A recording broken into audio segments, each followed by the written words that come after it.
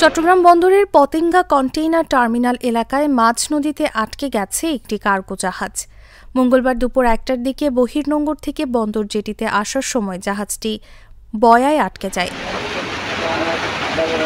চট্টগ্রাম বন্দর সচিব ওমর ফারুক জানিয়েছেন, জাহাজটিকে উদ্ধারের জন্য 2টি টাগবোট পাঠানো হয়েছে। এর আগে ঘূর্ণিঝড় রিমালের কারণে রবিবার রাতে চট্টগ্রাম বন্দরের সব কার্যক্রম বন্ধ ঘোষণা করা হয়। তবে সোমবার বন্দরের অপারেশনাল কার্যক্রম শুরু হলেও কোনো জাহাজ ফিরতে পারেনি। আজ সকাল থেকে আবহাওয়া পরিস্থিতির উন্নতি হওয়ায় বন্দর জেটিতে জাহাজ আসতে শুরু করে, কিন্তু দুপুর 1টার দিকে কসকো শিপিংয়ের জাহাজটি বন্দরে প্রবেশের সময় বয়ায় আটকে যায়। চীনের পতাকাবাহী জাহাজটির নাম শিজিফেং। জাহাজটি 25,000 টন স্টিলের কয়েল পরিবহন করছে। ঘূর্ণিঝড় রিমালের প্রভাবে জেটির ক্ষতি এড়াতে বন্দরের প্রধান জেটি থেকে সমুদ্রের দিকে পাঠানো 19টি জাহাজের মধ্যে শিজিফেং অন্যতম।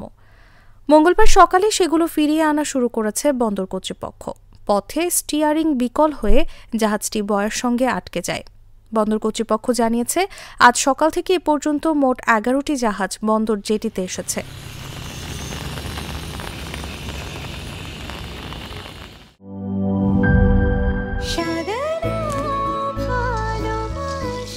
স্পেশাল মানুষদের জন্য মজাদার ম্যাজিক মাসালা ফ্লেভারে মিস্টার নুডলস।